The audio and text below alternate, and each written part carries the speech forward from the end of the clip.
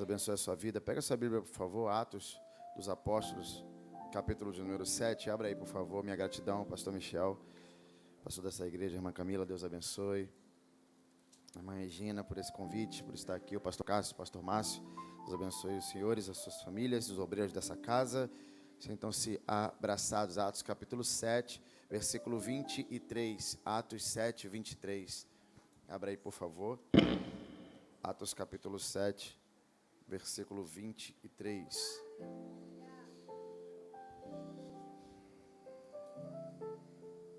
Atos capítulo 7, versículo 23.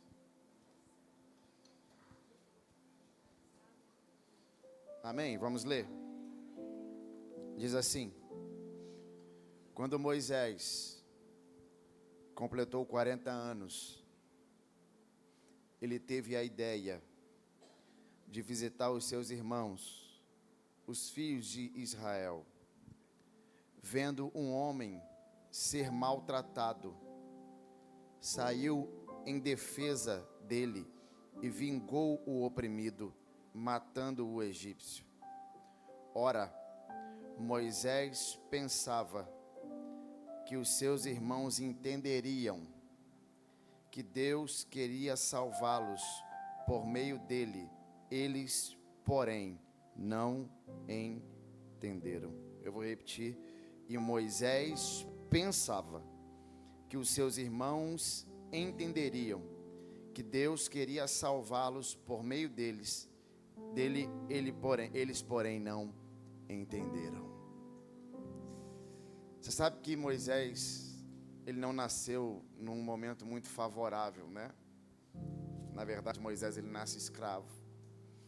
E ele não nasce escravo porque a família dele é escrava. Ele não nasce escravo porque o bairro dele é escravo. Ele nasce escravo porque a nação dele é escrava.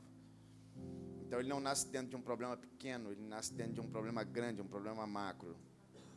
E além da condição de escravidão, ele também está debaixo de um decreto.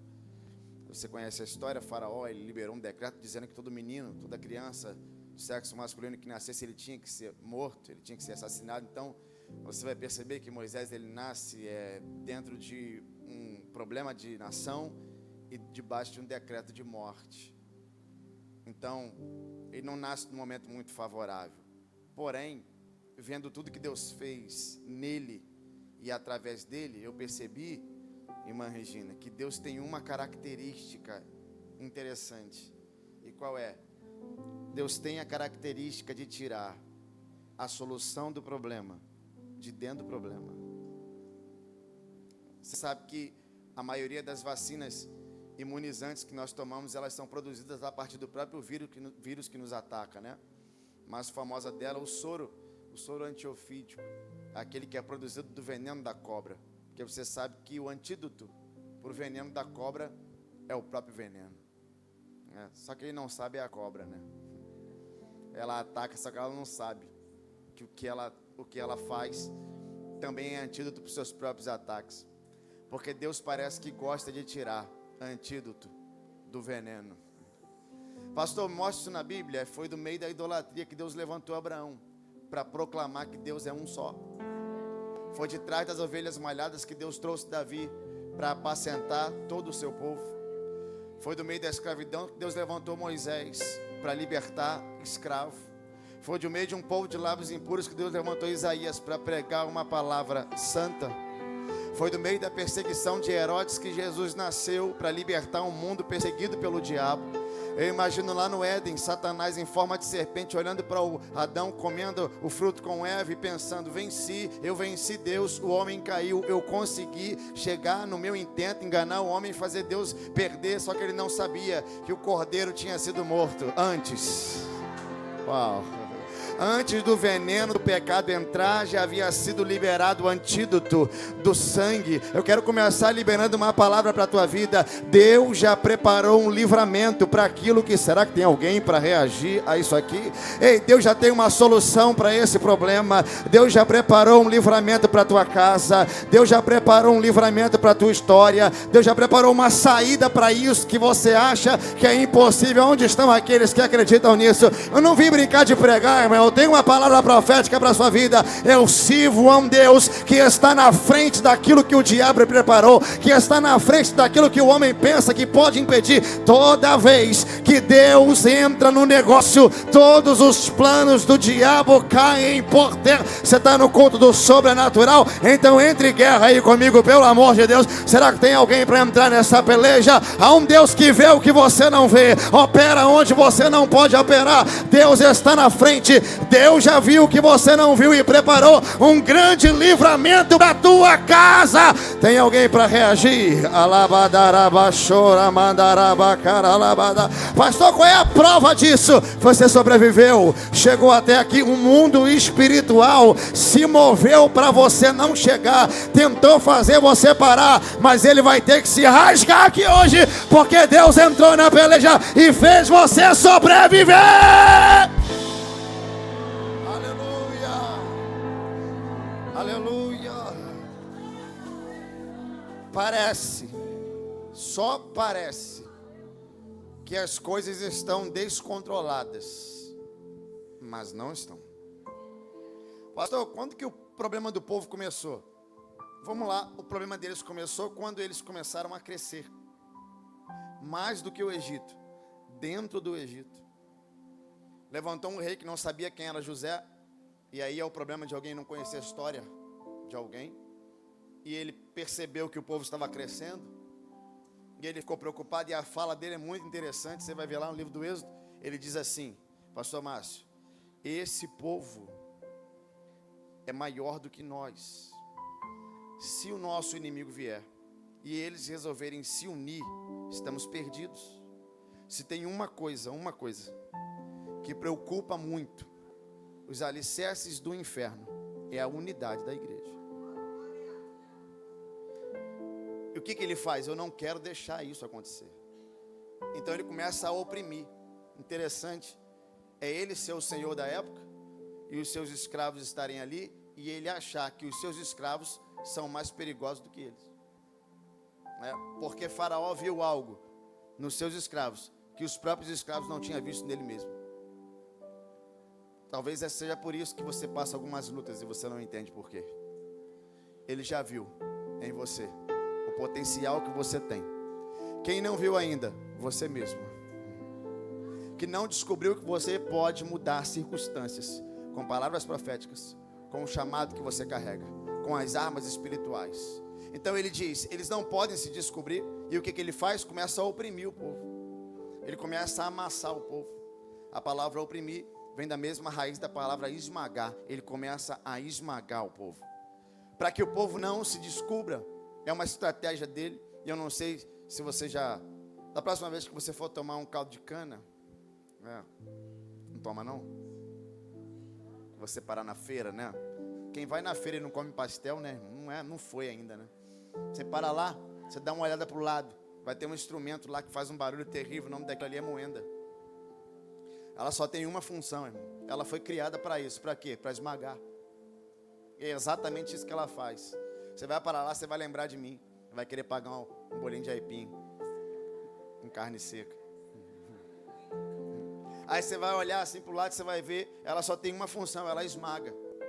Só que para todo o processo existem duas ou mais visões. Na visão de quem está de fora, ele está esmagando. Mas na visão do moedor, ele está extraindo. Sabe, é você pegar uma laranja no estado original dela e colocar ela na moenda. A moenda vai estraçalhar, você vai falar, coitada, só que vai sair o suco. Para quem está de fora está dizendo, está sendo esmagado. Mas para quem está fazendo o processo, está extraindo dela algo. Você consegue entender isso? Que o suco é mais valioso do que a laranja como ela estava antes? O suco é mais caro do que a própria laranja. Por quê? Porque a moeda de Deus faz isso, extrai de você algo mais valioso. Eu estou sentindo uma presença poderosa aqui. Porque na visão de Faraó, ele está destruindo. Na visão de Deus, ele está extraindo. Ele está dando crescimento. Ele está mudando você. Você precisa entender que esse processo não é para te matar, é para extrair de você algo valioso. Uma adoração que você nunca viu, um dom que você não sabia que tinha, algo poderoso que vai sair de dentro de você quando essa moeda estiver passando. Ei, Faraó não sabe, mas Deus vai permitir algumas coisas. Deus vai permitir algumas coisas. Você vai passar sem entender. Vai dizer porque fechou, porque abriu, porque foi embora fulano, porque eu estou passando por esse processo. Eu não entendo porque essa doença bateu na minha porta. Mas se prepare, Deus vai extrair de você. Ai, Jesus, eu estou sentindo a tua presença aqui. Vai extrair um dom que você não sabia. Vai pregar como nunca pregou. Vai cantar como nunca cantou. Vai chorar, vai entregar, vai orar como nunca orou. Mas se prepare, o sobrenatural de Deus sai também de dentro de moendas. A moenda de Deus te prepara para algo poderoso. Aleluia.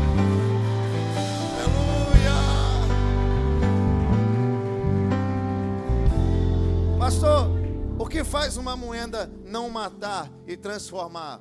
Não é sorte. Tira isso da sua cabeça, sorte não existe.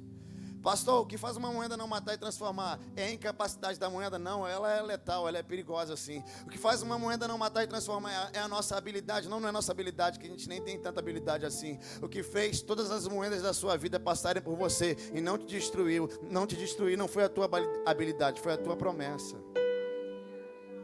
Por isso, quando Deus se apresenta para Moisés, ele vem com um cartão de visita, pastor Carlos. Ele diz assim, ó: eu sou o Deus de Abraão, eu sou o Deus de Isaac, e eu sou o Deus de Jacó. Isso aqui não é uma expressão normal.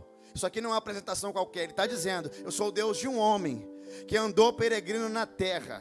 E eu mandei ele contar a estrela e disse: eu vou fazer contigo algo que eu nunca fiz com ninguém. E ele continua: eu sou Deus de um homem chamado Isaac, que mandei para um vale. Ele chegou lá sem nada. Eu mandei cavar poço e eu fiz sair água da onde não tinha. Olha o que Deus está falando na apresentação. Eu sou o Deus de um homem chamado Jacó, que começou a vida enganando e mentindo, mas eu transformei ele em Israel, príncipe de Deus. Então que venham as afrontas, que venham os problemas, que venham as perseguições, que venham as situações complicadas, que venham todas as moedas que tiver que vir. Mas eu tenho uma palavra para a tua vida: você não será destruído, mas será transformado. Tem alguém para agarrar isso aqui? Esse problema não te mata, ele te transforma. Tem alguém para pegar? Isso é profético. Se prepare, você sai daqui hoje com uma certeza: eu vou crescer.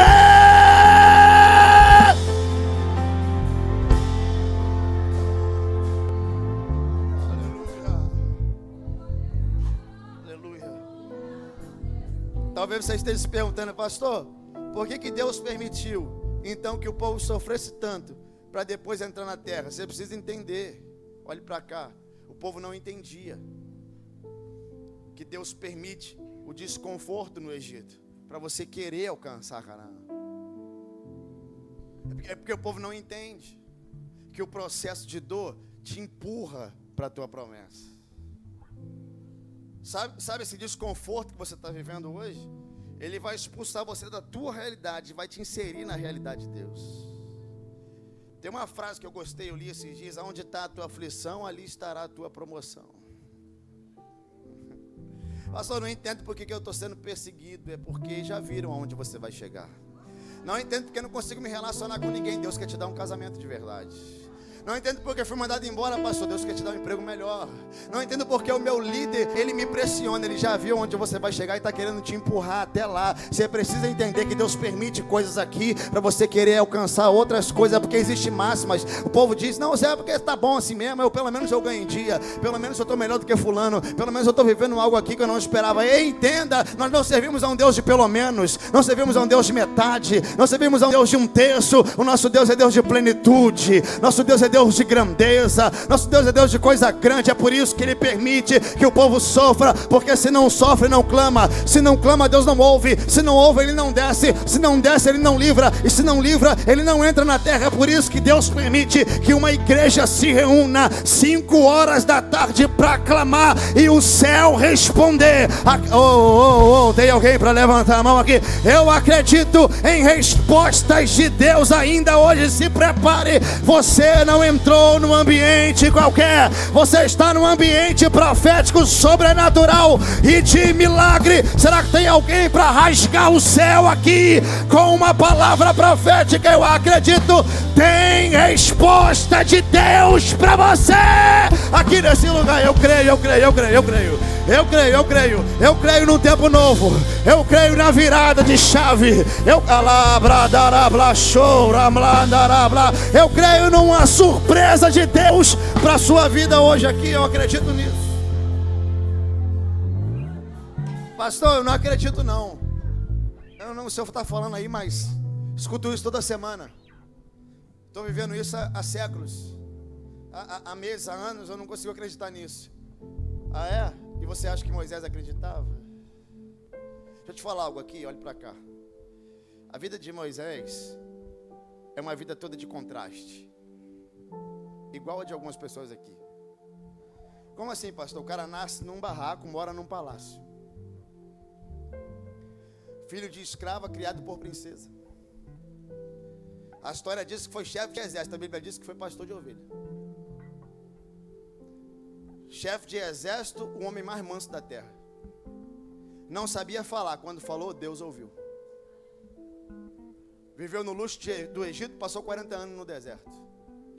Tinha a vara de pastor, mas o cajado era de líder. Foi o maior precursor, escritor da lei, mas foi o maior precursor da graça. Olha para cá, eu vou te falar isso de maneira bem calma. Deus tem algo único, exclusivo e indivisível para fazer com você. E é exatamente os contrastes que você carrega que Deus vai usar para transformar em honra e glória para o nome dEle. Porque Deus gosta, pastor Márcio, de improváveis. Deus gosta de gente do último da fila. Deus gosta daqueles que estão olhando para a vida e dizendo: como e por que eu estou vivendo isso aqui? É esse que Deus gosta de pegar, transformar, quebrar, refazer e encher com a sua presença. Então olhe para esse contraste na tua vida e pense: é exatamente isso aqui que Deus vai transformar em ministério. Eu estou sentindo, isso aqui é para alguém. Eu não sei o tamanho da tua decepção, eu não sei o tamanho da tua espera. Eu sei que o teu semblante andou caindo nesses dias, né? Nesse tempo você está andando. Deus está ministrando ao meu coração. Isso é resposta para alguém aqui. Mas se prepare, eu vou surpreender você e todos aqueles que olharam para você e disseram: ele não vai conseguir. Eu sirvo a um Deus que faz a roda girar. Se prepare, eu creio em notícias poderosas do céu. Você pode pegar isso aqui, pelo amor de Deus. Agarra essa palavra e leva para casa. Será uma semana de surpresas.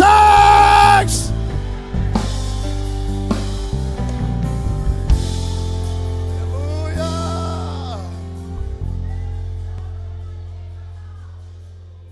Uau.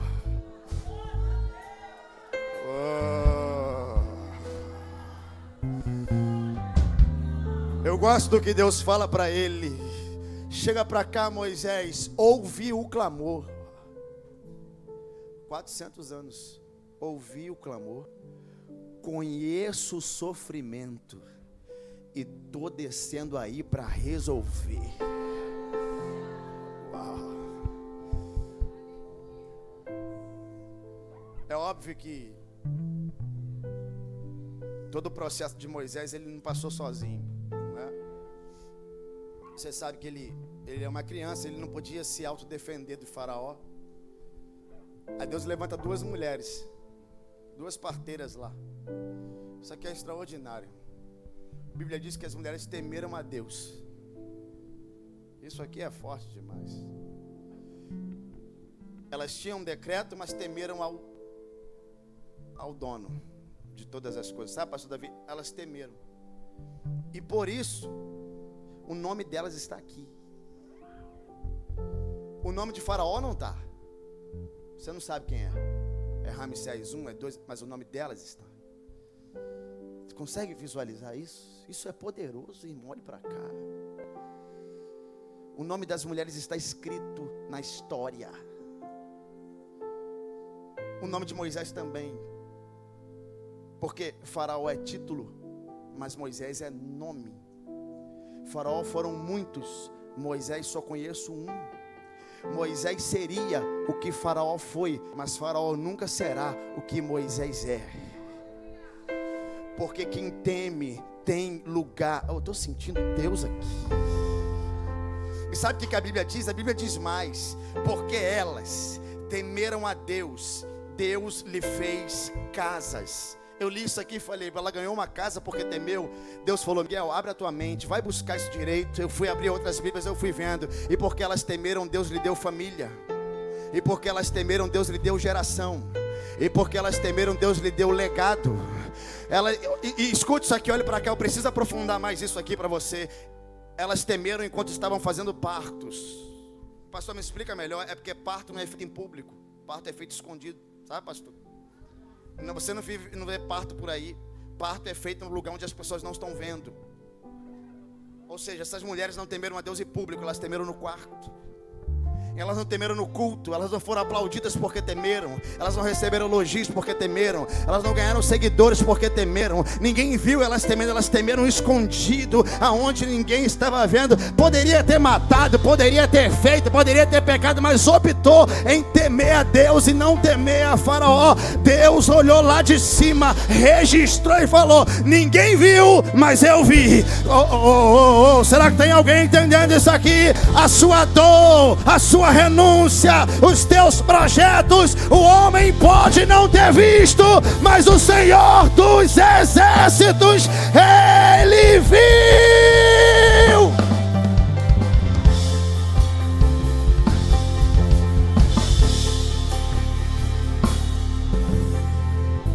Deus abriu a minha mente. É como Mardoqueu na porta do palácio. Ele não é nada, ele não é ninguém, ele é um homem na porta. Ele escuta que querem matar o rei. O que ele faz? Entra no negócio, denuncia, salva a vida do rei. Ninguém viu, mas Deus viu. Um dia o rei perdeu o sono. Diga para quem está do seu lado: o rei um dia perde o sono. E ele diz: deixa eu dar uma olhada aqui nos registros, eu preciso ver as crônicas. E ele manda trazer a história. Ele olha isso, interessante, isso aqui é legal. Opa, peraí, esse homem salvou a minha vida? É verdade? Ué, mas o que ele ganhou por isso? Ninguém fez nada por ele? Ele salva a minha vida e ninguém dá nada, ninguém faz nada? Não, nós precisamos honrar ele. De madrugada, irmã, de madrugada, o rei não conseguiu dormir, pegou a história, olhou e falou assim: amanhã a gente resolve isso. Manda chamar Amã. Não dá para explicar agora quem era, mas se você conhece, você sabe quem é. Manda chamar Amã e eu quero perguntar para ele: o que a gente faz com um homem que o rei decidiu honrar? Amã fica empolgado, ele acha que é com ele, ele infla o peito, ele levanta o nariz, ele levanta a cabeça, ele começa a marchar. Ele fala: dessa vez vai dar certo. Bota ele em cima de um cavalo, rei, e manda alguém puxar, dizendo: é assim, é assim, é assim que o rei faz quando ele quer honrar alguém. O rei fala: tá bom, gostei. Faz o seguinte, Amã, bota Mardoqueu em cima e vai puxando o cavalo você, porque quando o rei perde o sono, quem está embaixo e em cima vem para baixo, quem está embaixo vem para cima. Se prepare, se você renunciou e ninguém viu, o rei viu e... Ei, tá na hora dessa roda girar. Aleluia.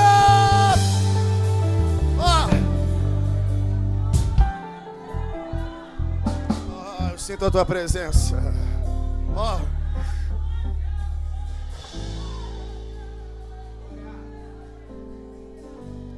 Bíblia diz que o menino era formoso. E a mãe escondeu por 3 meses. Pastor, quem escreveu o Êxodo? Moisés. E ele está dizendo o quê? Que ele era bonito. Quando eu li isso aqui a primeira vez, pastor, eu falei assim: mas que cara presunçoso. Eu falei: ele está dizendo que ele era bonito. Deus falou comigo: Miguel, presta atenção. Se você não contar bem a tua história, quem é que vai contar?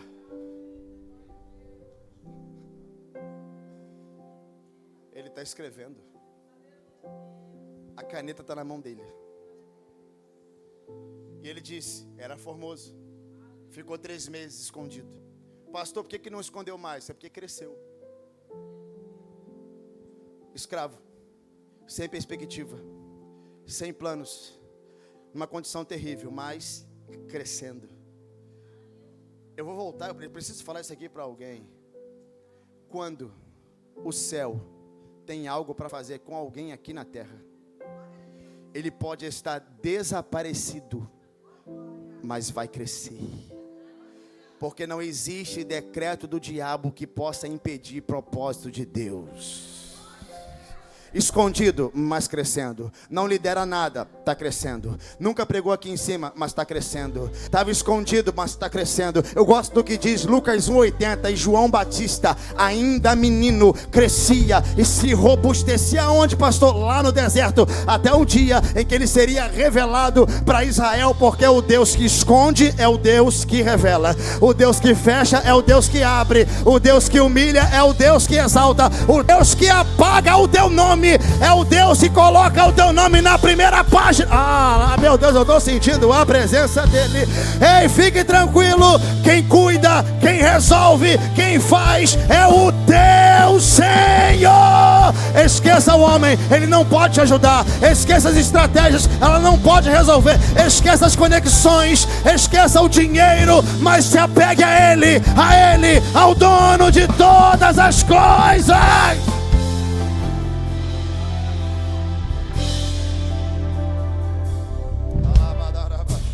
Eu acordei ontem com raiva. Eu estava tendo um sonho com a mulher do fluxo de sangue.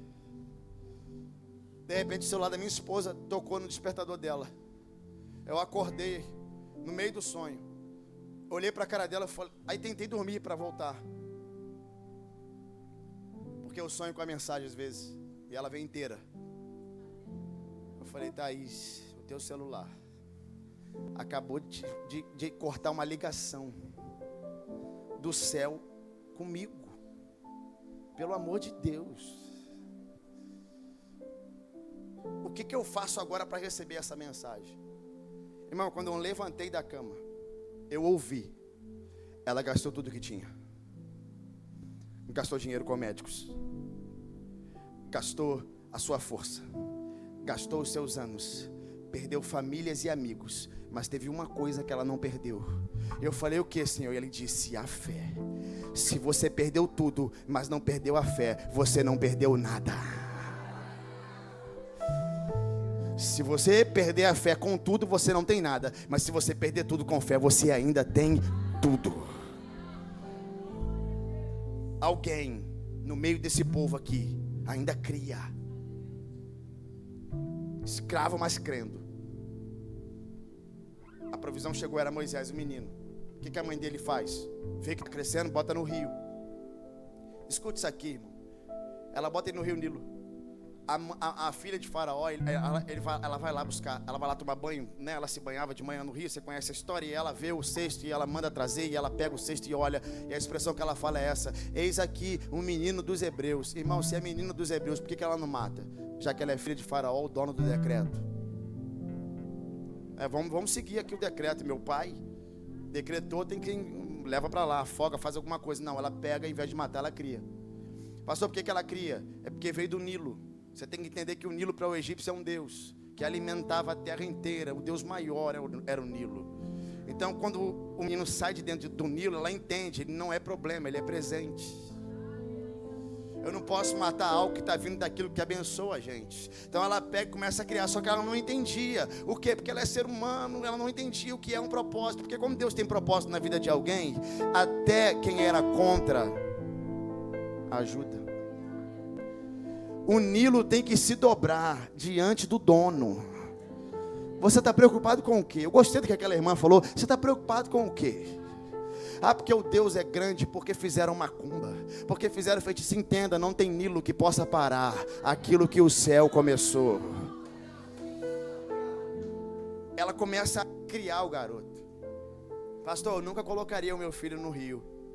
Talvez eu também não, principalmente porque eu tenho 2, eu vi com 3 meses, Benjamin ele era tão gordo que os braços, eu não sabia o que era dobra, o que era gordura, porque parecia um monte de pão.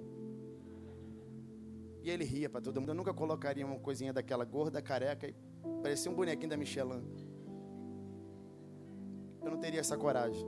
E eu falei isso para Deus. Eu falo coisas para Deus. Eu disse, pastor Davi, eu falei, Senhor, eu não colocaria o meu filho no rio com 3 meses de idade. E Deus falou para mim, é porque você não vive o caos que ela viveu.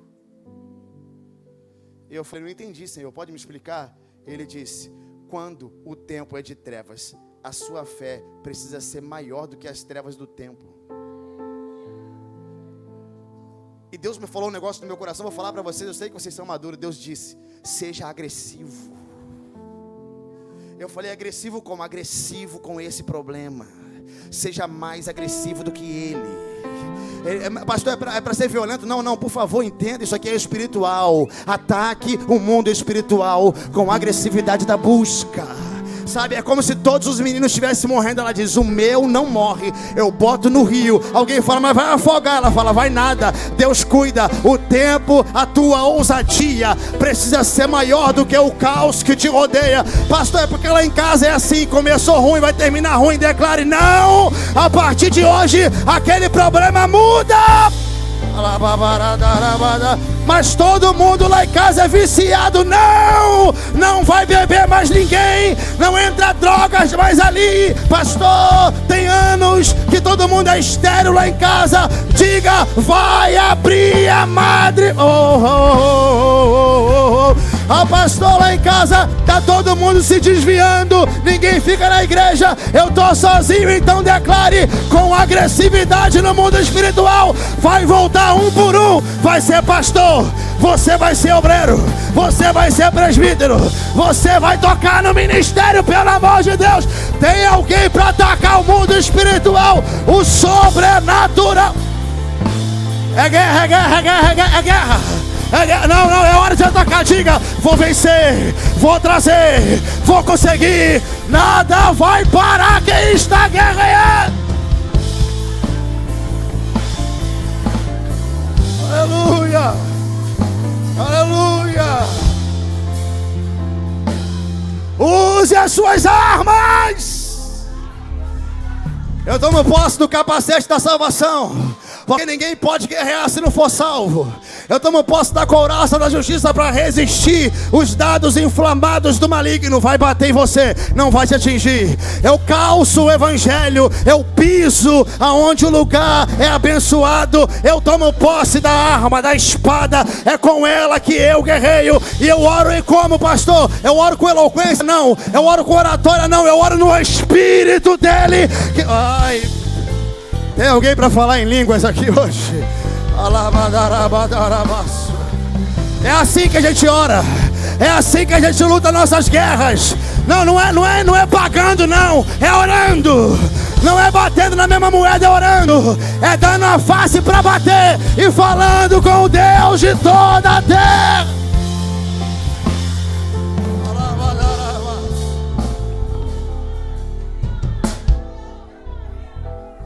Aleluia.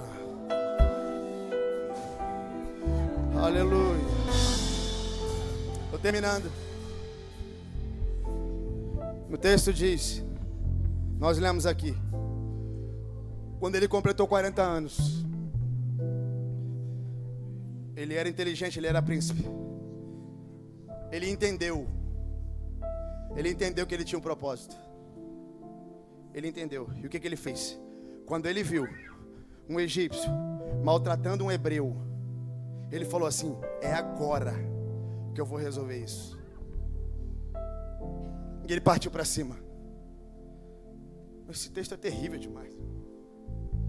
O Êxodo inteiro não toca nesse assunto, mas Estevão toca.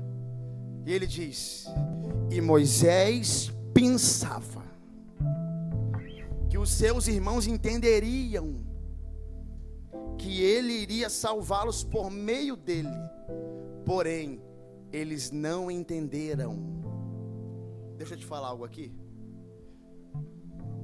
Irmã Regina, às vezes nós pagamos um alto preço por achar que todo mundo vai entender o que Deus falou contigo, mas ainda não falou com eles. Sabe o que está acontecendo aqui? Alguém que tem uma promessa, mas está fora do tempo. Pastor, qual é a prova que Moisés está fora do tempo? Porque ele teve que esconder o corpo, irmão. Tudo que você tem que esconder não está na hora de fazer. escondeu. Ó. O que acontece aqui?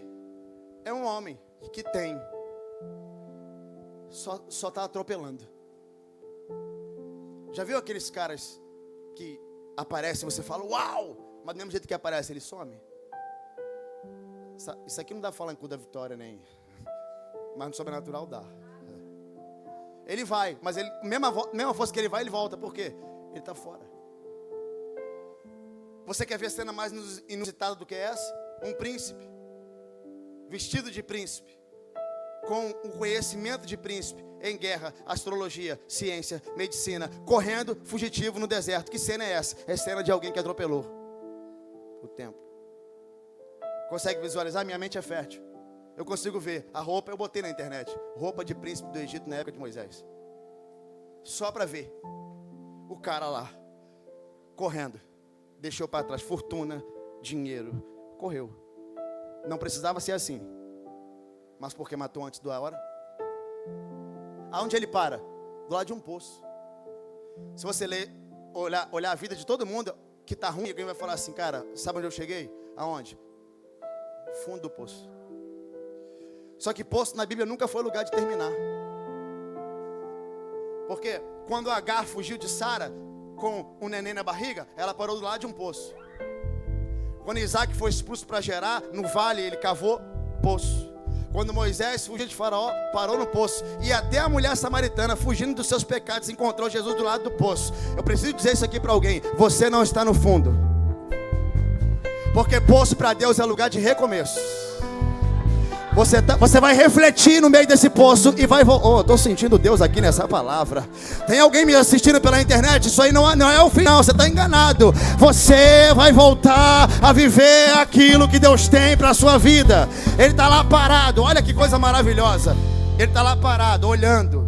Imagina ele com a mão na cabeça pensando, meu Deus, o que eu fiz? O Senhor não me chamou? Por que deu tudo errado? Daqui a pouco ele vê 7 mulheres. As mulheres iam tirar a água do poço. Do outro lado vem alguns pastores. Eles começam a contender. As mulheres com os pastores. Porque as mulheres queriam usar a água do poço. E os pastores também. O pastor está dizendo, não, eu vou usar primeiro. Começa uma briga. E Moisés entra no meio da briga. Eu acho que Moisés gostava de uma treta, sabe? Gostava de um... né, eu vou entrar nesse negócio.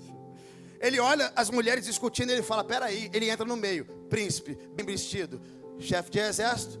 Os caras ficaram com medo e foram embora. Ficou ele, ajudou as mulheres. Eu imagino Deus olhando para ele, dizendo assim, há 48 horas atrás você estava tentando libertar 4 milhões de pessoas. E agora você está aí libertando 7 mulheres. Pastor, o que isso quer dizer? Deus treina grandes homens nas pequenas coisas. Para você é só ficar na porta. Para Deus é treinamento. Pastor, só preguei na tarde da bênção. Vai sendo treinado aí, meu filho. Deus treina, Ele está treinando, Ele está melhorando, Moisés. Ele está mostrando, se você começar do jeito que eu te falei, você vai conseguir fazer o que eu tenho para você. Mas não comece querendo libertar 4 milhões, se você não libertou nem 7 ainda.